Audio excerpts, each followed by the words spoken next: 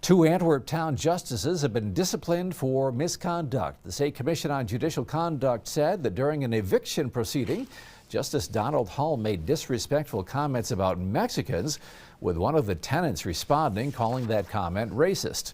The commission says the other justice, Lucas Whitmore, repeatedly interjected himself into that proceeding, despite having no formal role in it.